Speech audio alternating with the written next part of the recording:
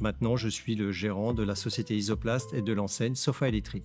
On travaille avec les particuliers, avec nos magasins, on travaille avec la grande distribution. Donc en fait, tout ce qui est composé de mousse et de tissu, on essaye de travailler avec ces gens-là et sur des produits techniques. On est sur la zone de Pierrefonds, sur la nouvelle zone artisanale de Pierrefonds, non loin du cinéma Grand Sud. Il y avait un gros investissement à faire et il s'est trouvé que cet investissement était concomitant du rachat de l'entreprise.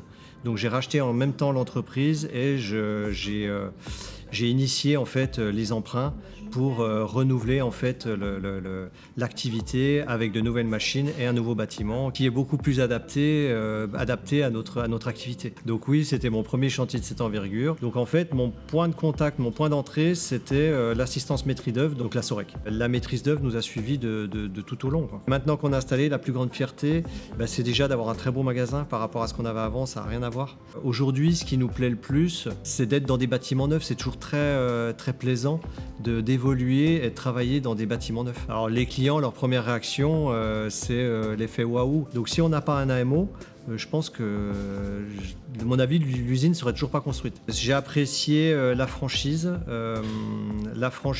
la disponibilité, le contact direct, la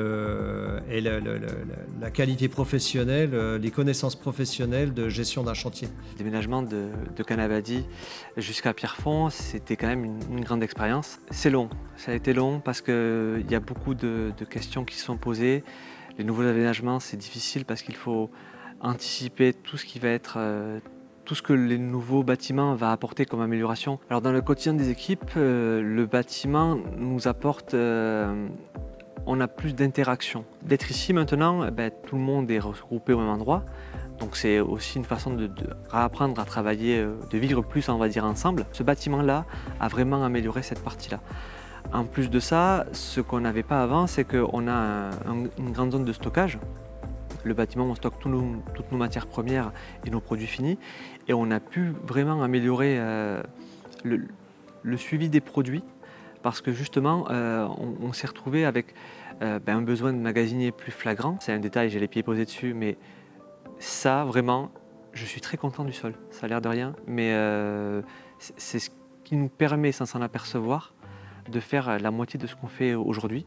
On n'y réfléchit même pas, mais c'est ça et les murs, être hors d'air et sur un sol plat, partout, sans raccord, sans risque de chute ou quoi. Ouais, c'est faire partie de ce qui est les tops qu'on a pour moi dans le bâtiment, quoi. Alors après quelques mois d'activité, la plus grande fierté que j'ai sur la nouvelle usine, c'est que ça tourne. C'est que ça tourne, tout le monde est là. Quelque part, c'est que les gens s'approprient le bâtiment, le nouvel outil de travail. Et ça, pour moi, c'est une victoire.